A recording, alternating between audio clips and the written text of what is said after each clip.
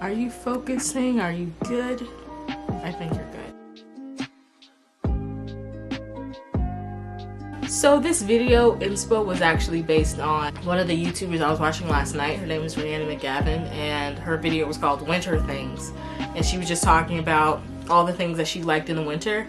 And it kind of sparked an idea for me, and I was like, maybe I should make a video about the favorite things I liked in 2020. Because I know in the midst of everything that's been going on, I try to find some sort of light in the situation. So for the idea of this video, I would give myself 10 of my favorite things from 2020. And it wasn't too hard, but maybe for like the last 2 or 3 I kind of didn't think of, and most of these things are kind of materialized and things that I just kind of appreciated a little more. I was actually going to shoot this video last night, but I needed to recharge. I need to write the script for this video, do my hair, and kind of just find the right lighting. See, I was doing this earlier in my room, but the lighting was really harsh. And I didn't want to do that. I didn't want to do that to you guys. You're welcome. And that's the perfect segue, because we're going to start off with number 1, my hair. And just to be clear, this is not a top 10 list. It's a literal list of things that I just find.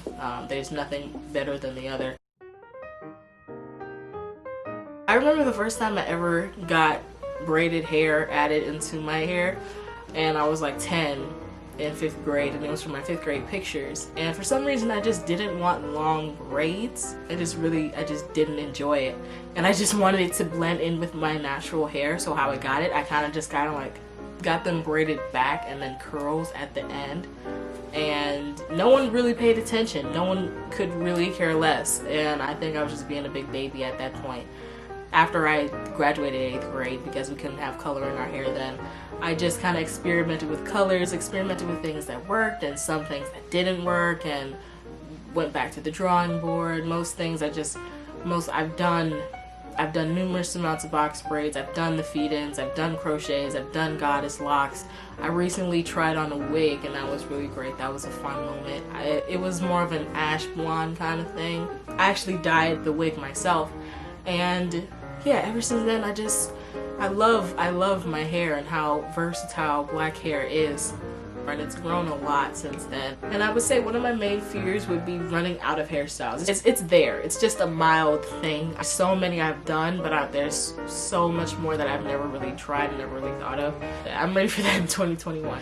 And we're gonna go on to number 2, which is books. Now, when I was younger, I hated reading books, and I hated getting assigned books that we absolutely had to read. And we had to have a amount of points every week for the books that we read, and each book had different amount of points. So like a Harry Potter book would have like 8 or 9 points, and I don't know, a Captain Underpants book. If you remember Captain Underpants, you're goated. The Captain Underpants would just be about like 2 or 3 points at most. But each then, progressively, the points would get larger, and I would just get so behind, because I just didn't want to be forced to read, and I just wanted to read willingly. And then maybe around freshman year, I started taking the books more seriously. They were actual literal books that I was looking forward to read. In 6th grade, I knew I was going to read Great Gatsby for high school, so I kind of just saved myself. 1, for the knowledge that I didn't already know in literature, and 2, just to not be a dork and say, oh, I already read this in 6th grade. Mice and Men was a really short book, and that's what kind of motivated me to do it. Once I finished To Kill a Mockingbird entirely, I knew, I was like, you know what, I'm just gonna give this whole reading thing a try again. Ever since then, I just really enjoyed reading and just finding books that I actually like. And I actually made a reading list so far. What I'm currently reading right now is a book that was actually recommended to me, because I had never read anything in the romance genre. One of my friends, Anna, she recommended The Hating Game by Sally Thorne, and I had ordered the book the day she told me. And ever since then, it's been maybe a few weeks, and since then I had just been juggling work and school, and just kind of caught up with me, and I'm nearly halfway done with the book. But now it's winter break, and I can actually finish the book and not feel like I need to get up at 7:25 for film studies the next day. I actually have a list of the books I'm reading next, or is still in the process of reading, just like Go Tell It on the Mountain by James Baldwin. I started that book yet again, life just got in the way of that, and I kind of switched to the hating game. I just needed some sort of book that won't make me think. So Go Tell on the Mountain is still in its queue, and I'm still reading it. It's kind of on the back burner right now. I just bought this book 2 days ago. It's My Year of Rest and Relaxation. I heard it's a pretty good book. The Fire Next Time, another James Baldwin novel. The Life of Pi, even though I saw the movie years ago, I still have the overall plot and I'm still gonna read it anyway. The Tiger's Wife. One More Thing. BJ Novak wrote a book, Loose Women and Women Hollering Creek. This is a Sandra Cisneros book.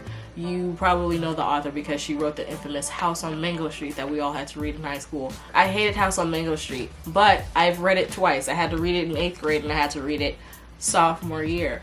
And, you know, third time's a charm, so I may read it again just for funsies. I'll see. And the last one is Animal Farm, George Orwell. If you read 1984 in honors English freshman year, which I didn't, you probably know who the author is and pretty much aware of his writing. Third one, You Matter hoodies.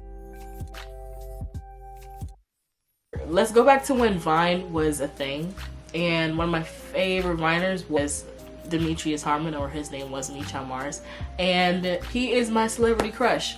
If you wanted to ask me, that's him. Demetrius Harmon is my celebrity crush and will always be. And I've seen him making high school lines about just a kid being in high school and dealing with high school things, up to making a name for himself about being aware of mental health and just making these beautiful You Matter hoodies. I actually have 3 of them so far. The 4th one is actually on its way. It's a royal blue one. So the very first one that I bought was the tan and red one, and I've loved it ever since. And he came out with a spring collection earlier this year, and I bought 2. I bought a baby blue with blue letters on it and a pink with more of a magenta, like fuchsia kind of colors on the end. And for Christmas, my brother got me a You Matter University hoodie, and that is gone. I have no idea where that is. I think it got lost in my school and someone took it. That's what I'm stuck with. And lastly, I have a You Matter University lanyard. Even when I don't have a You Matter hoodie on, I just know that I still want to spread the message, you know? Number 4, I'm gonna go to music. If you follow me on Snap, then maybe not too long ago I made an appreciation of music and how much it's impacted me as a musician. I can say I'm a musician because frankly I am. Anyway, music can be whatever you want it to be. I remember 6th grade, I was introduced to alternative music. I remember one of my childhood friends, we went on a trip to New York for our 8th grade trip, and we just listened to I Write Sins Not Tragedies, and he put his headphones in my ears, and we kind of just like jammed out in the big coach bus that was with all of the other 8th graders. And I bet everyone looked at us crazy, but it was a prime memory in my head. Number 5, I'm gonna go with my room. I'm not in my room right now, but I recently moved this year. Actually 3 days before school started, and that was a little bit stressful. My room is either 2-3 times bigger than the last one, and it was like 80% bed, 20% corner space. That was basically it. And now I feel like I just have way more elbow room in my room. Actually downsized my bed because I was like, I don't really need this big of a bed. I had a queen size in the beginning and then went down to a full. And I appreciate it. I love my bed. I love my room. I love how much space I love how I can move around and how much more messy it gets within 2 days. And I'm still working on it. I'm still working on keeping it clean and maintaining it. But I just feel more creative in that room because I added LED lights. I know LED lights are very basic and everybody has them, but it just adds a little bit more spice to your room. And I recently decorated it for Christmas. I have a wreath above my bed, I have Baby Yoda on my wall, then I have like a rug, and I have a baby Christmas tree next on my nightstand. His name is Steven. Not based on Steven Universe. I asked people, I literally put on my Snap, what should I name my Christmas tree, and one person told me Steven, and it just fit. It just fit perfectly. Even though Steven Universe is an excellent show, the whole series ended this year around around March, so like around the beginning of quarantine. And once I watched the last episode, I kid you not, I was bawling. I loved Steven Universe, and for 6 years it was just following up from being a sixth grader up to being a senior in high school, and you get to grow up with Steven, and at the end it just kind of all made sense, and how much it kind of related to me and how much it related to everybody else who's about to go on to college. And it was basically just showing how Steven was changing, and he didn't understand what was going on, and so did everyone else. Then he had to move on because he wanted to grow and be in his own element. Steven Universe is just a beautiful show, and I just love the music in it. Number 6, I'm going to talk about Depop. Not sponsored, by the way. In what way would this ever be sponsored? I love Depop. I refer it to maybe one friend and that's it.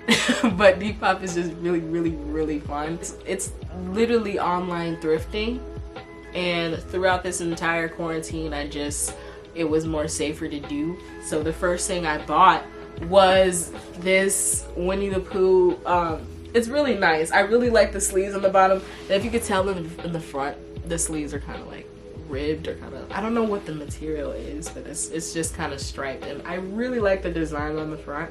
I also got this sweatshirt too. You can see there's a pattern. And I got this cap. There's a lot of Winnie the Pooh things because basically my childhood nickname is Pooh from Winnie the Pooh. My mom, my sister, my aunt, my grandpa, and my grandma, may she rest in peace, still called me that. And I wonder if I'm from 30 years from now, if they'll still call me that. We'll see. I'll come back to that. I also bought this Cherokee crew neck. It's supposed to be a baby yellow, but it looks white, or just like more of a creamish color. I also love the jewelry on Depop. People are so creative and make their own custom jewelry. So got this necklace. She makes little custom necklaces with, you know, little pendants that you want, and you could create your own colors. And at this point I wanted green and black and white, and an elephant is my favorite animal. I also got, this was an impulse buy. Like it's all tangled up because it is like a wrapped, it's like a chain wrap necklace, but I'm gonna try as hard as I can to kind of show you the idea of it. It's really, really, really tangled, but it falls all the way down to this little pendant down here, and then it's got stars in it. It was $8 and no shipping, so I was like, wow, $8, that is such a steal. Buy. So I just bought it. Depop is great. Lets me find my own little style and try to build the wardrobe that I have with a good budget. I also keep the little thank you cards that the people send me because they're just really nice. It's the same thing everyone says when you get an order, but it's just the fact that it's handwritten and they give you stickers and their little logo on it. And I don't know, I just keep it because I think it's cute. I think I also bought these earrings. I don't know if I showed you. I'm a big Disney head, if you don't know for sure. Still in the package because I haven't mashed it up with anything. I bought these around Halloween time because you can see she gave me Halloween stickers. 7 is really, really fun. Candles. Candles are my favorite of this year. I was kind of sleeping on the candle game when I was younger because I was like, oh, all you have to do is just spray perfume in your room and it'll just make it smell nice. No, you have to let the candle just burn and the essence will just linger on for maybe like days at a time. It really depends on how long you keep it. I love candles. It's just, I've had candles so far this year and I bought so many, I burned so many out. I'm not that picky when it comes to smells, but my mom is. So she'll give me the candles that she doesn't like because she really hates smells that are edible. So like a cupcake candle, she hates those, but I absolutely love them and I think they smell really, really good. So one day she came in and she got one of these candles as a gift, but she just didn't like the way it smelled. And I took it. It's a really big candle and it's called Welcome Home. And once I smelled it, it immediately made me think of those oatmeal iced cookies that I used to eat when I was a kid. It's a really nostalgic 10 seconds. Before I moved to the suburbs, the first house that I ever lived in up to like I was 13, my family had a daycare in our house, and that was one of the most top snacks that we ever had. So I love smelling a candle that reminds me of high chairs and PBS Kids. Now we're gonna go to number 8, and that is water. Water is very slept on. For some reason, you can never go wrong with water, but the fact that it has no taste to it, it's just water. Like, I don't know how to explain it to you. Water is just, it's refreshing. It never gets old. It's in everything, you know. I don't know how else to explain it. It's just water is just a good thing. It's good for your immune system, good for your liver, good for your skin, your hair, everything. So why wouldn't you drink something that doesn't taste like anything that'll benefit your skin? So that's all I can say about water. I wish I did. And if you don't drink enough water, then you'll know that not every water brand tastes the same. Dasani is disgusting. Ice Mountain is disgusting. I'm sorry if you like Ice Mountain. I'm sorry. It tastes horrible. Especially if it's room temperature Ice Mountain. No, I can't even do it to you. Evian. Evian is the most bougiest water I've ever had.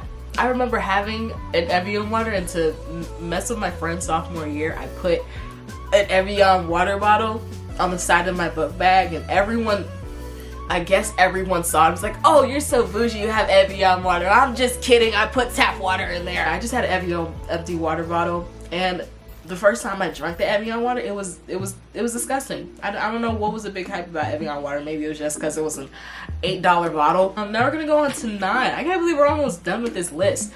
Pinterest.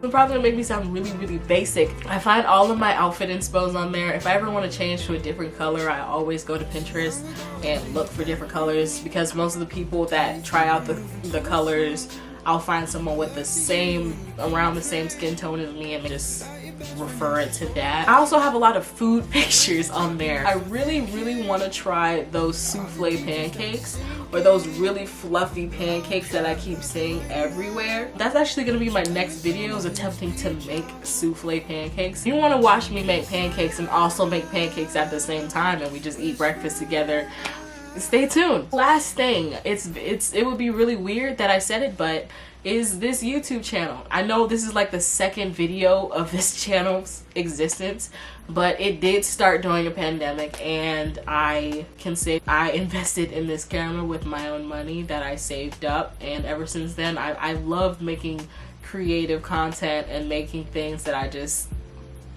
love to do. Ever since I was little, making videos with my dolls and doing high school stories with my dolls and all of that. And if I can turn on my iPod Touch, which I still have, it's probably going to be a few videos of all of my dolls combined into one series, credits and all. The credits were literally just names on notebook paper, and that's what I thought what credits were, as well as just home family videos of just me and my family just walking around, and just videos that I've made this pandemic about animal facts and things that I want to go into for my career. I was excited for the idea of making this video, because even though I wanted to make it last night, I just love the idea of preparing for it and then just sitting down and just editing the things that I wanted to make. I feel really good about this YouTube channel. Even if it doesn't really go anywhere, it's still something that I made, and like nobody can take that away from me. That's actually the end of my list. I mean, it is 10. I hope that inspires you to find a list of 10 things that you like from 2020, even though how crazy this year was. Even start off with 5. If it's too hard to think of 10, start with 5 or even just 1. It's good to think of a positive thing, even though we're in the midst of all this chaos. I'm gonna go unlock my superpowers and finish college apps. I didn't get my superpowers.